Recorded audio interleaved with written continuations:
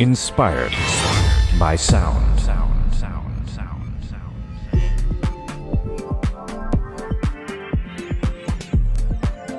Ladies and gentlemen, hello and welcome to another Inspired by Sound. So, you are interested in the Komplete Kontrol MK2 keyboard from Native Instruments. Maybe you're upgrading from a Mark 1 or an A series or an even M32, or this is the first time you're about to find out about it. Maybe you want to go to a music shop and find out how this accessibility thing works in the first place. Well, let me show you.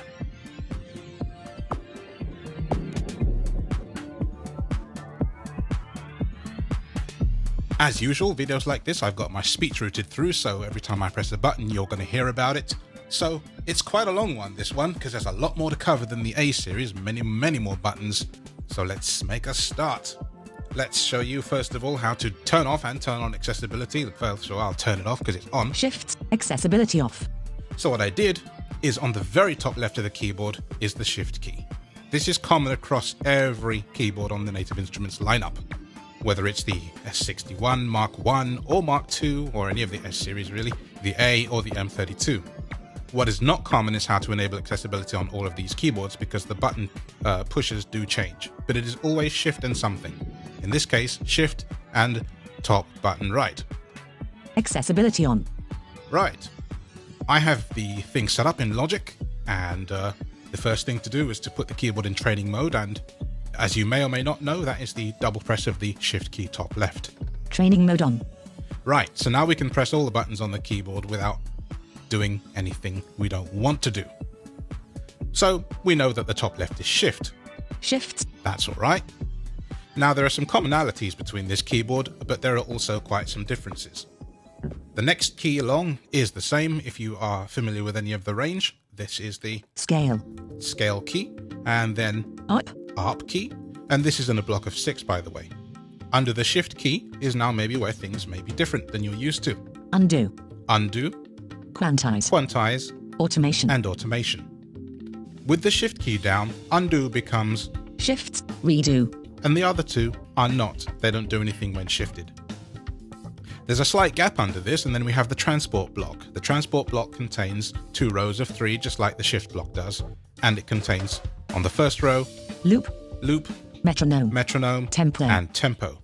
Tempo is a tap tempo, by the way, so you can simply tap it 5 times and your beat should be in line with what you need to work with. Under this, we have play, record, stop, and stop. By the way, in all these cases, I am actually going left to right across the keyboard. Now, do these buttons do anything shifted? I can't always remember. So let's try the first block first. Loop, shift, loop, nothing, metronome, nothing, tempo, nothing.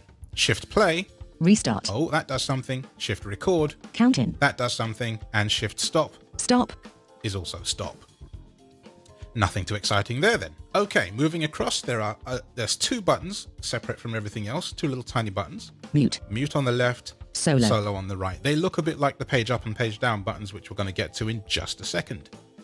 Underneath the mute and solo, preset up, preset down. Underneath this, side by side, are the page left and right buttons. Level, tone, tremolo and velocity. And because I've got a Rhodes patch here, Chine and physics, it's actually telling you what the pages do instead of saying page 1 and page 2. Level, tone, tremolo and velocity.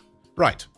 Now, these buttons don't do anything shifted as I remember. Let's try Shift and the mute key. Shift, mute. Nothing. Solo. Preset up, down. Preset up.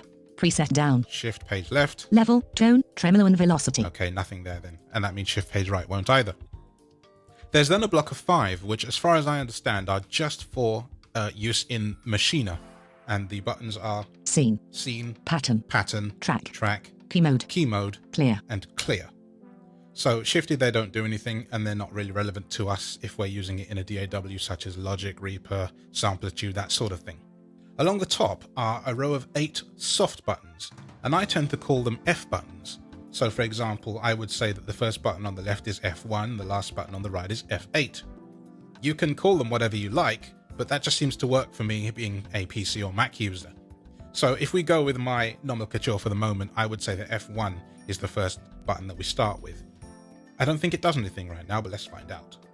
Nope, silent. F2, silent. 3, 4, 5, Previous plugin, button inactive. We'll talk about that later. This is about the effects, by the way. 6. Previous. Oh, next sorry, plugin. that one. Next plugin. There we go. 7 and 8. Quick browse. Now we can discuss some of these, of course, and we will have to because there's a lot to talk about. So let's try these shifted. Shift from F1. Shifts. Nothing. 2, 3, 4.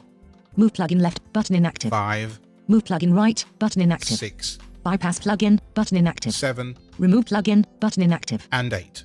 So some do and some don't. And by the way, these will change, for example, when we are inside the browser, which of course we're going to get to in just a sec. All right, to the right of those is another block of 6. Top left. Browser. We're used to that one perhaps. Middle. Plugin. And right. Mixer. Underneath the browser. Instance. Instance. Underneath the plugin is MIDI. And underneath the mixer is setup. Now I can say that for the most part, you probably won't need the mixer or the setup button. You might need the MIDI button, and you might also need the instance button. You're gonna definitely need the browser button because that's how you change presets. Right, we've covered all the buttons. I don't want to do shift and the mixer button because that will turn off accessibility. So that's top left and top right. Shift over here and mixer over there. On the A series keyboard, that's shift and the ideas key, and that's the second row underneath the shift. But I don't want to confuse you. But just to say that it's not always top left and top right to enable these things. So just be mindful of that fact. Right, let's come out of training mode and let's see about what the buttons do in the browser, the 8 soft keys. So let's double hit the shift key to disable training mode. Oh, I missed a few buttons. I do beg your pardon. Above the pitch and mod wheels are 3 buttons. On the left, fixed velocity. Fixed velocity means that when you play the keyboard like this, when it is fixed, it is 1 velocity, and that is set at 127, the hardest that you can possibly hit it. And this is good for playing drums or a sound that you really want to be harsh, and maybe you can't get that velocity out of your instrument all the time. Another 2 buttons. Octave -1. Octave -1. Octave 0. And the octave plus button. And this actually does change in training mode as well. So if I play this chord and then press octave up. Octave +1. And put it back down. Octave 0. Now the nice thing about these 2 buttons is if you press them together, they will actually jump to the default octave. So if I go up, say 3 octaves. Octave +3. Very high. If I play, press the octave down and up buttons together. Octave 0. It's jumped back to there, so that's good. Very convenient. Now, let me come out of shift. Oh no, let me do the shift and these 3 buttons as well. See, I'm getting all flustered here. Fixed velocity. Fixed velocity doesn't do anything. Shift octave down. Octave 0, semitone offset -1. Is a single semitone transpose instead of a whole octave transpose. And shift octave up. Octave 0, semitone offset 0. So if I play a C, and then go shift octave up. Octave 0, semitone offset +1. Now a C is a C sharp, so you can single transpose the keyboard, which you couldn't do on the S61 Mark I or any of the other S Mark I series. Octave 0, semitone offset 0. Right, now we can finally come out of training mode. Okay. Training mode off. So let me go into the browser. Browser. And then put training mode back on, because now these F keys, or soft keys if you will, do have different purposes. Training mode on. Can we say perpi? So, F1. File type, button inactive. This will become a little obvious more late. File type instrument. That's 2. Quick browse. 3. Preset collection, factory. 4. Previous plugin, button inactive. 5. Next plugin. That's the same as without the browser, isn't it? 7. Filter by favorites, on. And 8. Load preset. Which is like clicking preset, in the big natural dial EP1. over here to the right, by the way. There are the 8 knobs. There are the 8 knobs that you're used to, and there's also a great big dial which clicks in preset, and does preset, natural EP1. Things like that. So let's look at what shift and these 8 function keys do. Shift from 1. Sort by categories. Okay. 2. Sort by vendors. 3. Nothing. 4. Speak preset on. This is for the pre-hear option, which I will just show you later on. 5.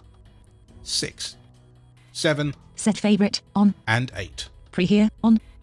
Okay. So let's try some of these out. Let me remind myself of what is what. Speak preset on. So that's 1, 2, 3, 4. Shift F4. So if I come out of the training mode by doing double shift. Training mode off. And then do shift and F4. Speak preset off. So now when I turn the dial and listen to what happens, there's the previews but no preset name. So if I put shift F4 back on. Speak preset on. Near Sal. Neo Heart. Naughty Robert. Natural EP1. It's telling me the name as well as playing the little preview. If I do shift and F8 to turn pre-hear off, then we won't get those pre-hear sounds. I can turn the dial. Naughty Robert. Near Sal. Night shifts. Outtakes. Phase 2. And there's no pre-hear to go with it. So you might not want pre-hear on all the time. Fair enough. Pre-hear on. Okay, so we're in the browser. Let's have a look at these file types and vendors and such things. So if you want to sort by vendor instead of by category, which is knob number 1, I'm not going to explain the browser particularly, by the way, because it's hierarchical, and when you get to a shop, or if you're used to this series of keyboards, you might already know about it. So I'm just going to try and cover this as quickly as possible, but try and covering a decent amount of stuff anyway. So at the moment, category, all categories. Knob number 1 is set to categories. Category, all categories. I'd like to set that to vendor. So I believe if I do shift and F2, sort by vendors, then knob number 1 becomes vendor, all vendors. There we go. It's the vendor knob now. So if, for example, you wanted a sound from Native Instruments, or you wanted a sound from Heaviosity or Project Sam, you might set this in this way, and then your product knob, which is knob number 2, product, the Canterbury suitcase, would only be the vendor that you specified in knob number 1.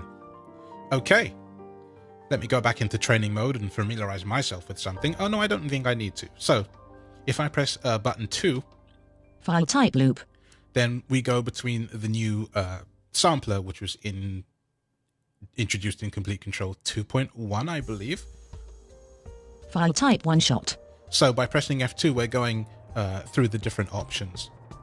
And if I go F1, file type loop, back to loop, file type instrument. Instrument. So this changes from the software instruments to the sampled loops on your computer. So that's what that does. We go back into training mode briefly. On. Quick browse. Quick browse. So if you change a few things and you forget exactly what you had set, quick browse, I believe, is supposed to reset all the 8 knobs to the way that you had them previously. So I'm going to try and mess this up and then see if it works. Here we go. This is what happens when you do a live demo. Does it work? Training mode off. So I've turned off training mode. Vendor. Let's set the vendor to Heaviosity, for example, and turn the product knob gravity to gravity, and then turn preset. This dial 16 bar, 130 plus BPM. Oh, I hope my pre-hear's still on. Pre-hear off. Pre-hear yes, it on. Is. Okay, preset great. 16 bar, 130 plus BPM.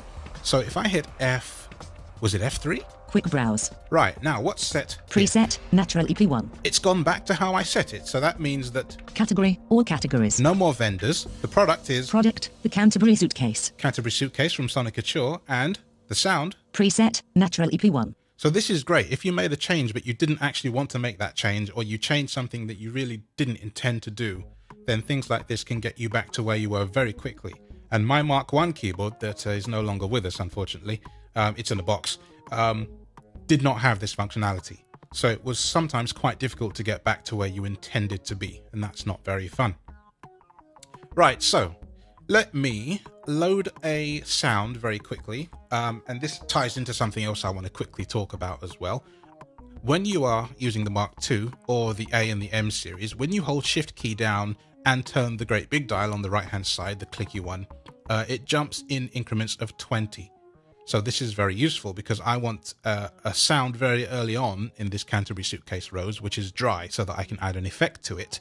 And then I want to, of course, turn off the effect and bypass it and so on.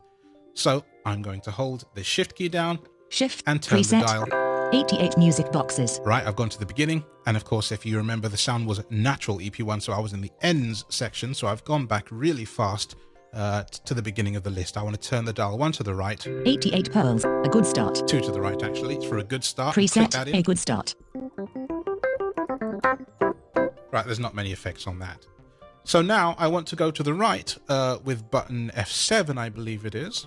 No, F6? Slot 2, empty slot. Here we go. So I'm in the effect slot now, and I'm going to add an effect. I'm just going to add a reverb probably quickly. Browser. Browser. Product. Or black hole. We use black hole, and we'll spin the preset, dial. Centaur. Circular hole. Comb chamber. Circular hole. Let's try preset, this one. Circular hall. Okay, great. Perfect for my demonstration here. So if I want to bypass this effect, I hope it is button shifted F7. Bypass plugin on. There we go. And shift F7. Bypass plugin There off. it is. Bypass plugin off. And I'm just doing that with the shift and that key. So I can, for example, add another effect by going button F6. Slot 3, to slot empty 3. slot. I don't want to do that necessarily, but I can. And we'll go back to slot 2. Slot 2, black hole. Okay, so let's say I don't want this effect at all. Shift and button F8. Shift, remove plugin. It's gone. It's as easy as that.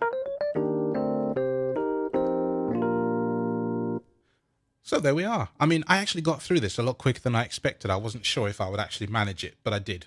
So I hope that this quick, and I do mean as quick as I could make it, overview explains very usefully how you might use the Komplete Kontrol MK2 keyboard. If you have any further questions, or if there's something I didn't cover that you wanted me to cover, of course you know how to get in touch. And if you don't, then please look at the video description text box, where, by the way, I will also be including a text written button layout so that you can have a look at it as long as follow along with the video, and some information like that. Well, there we are. Nice and simple, I hope.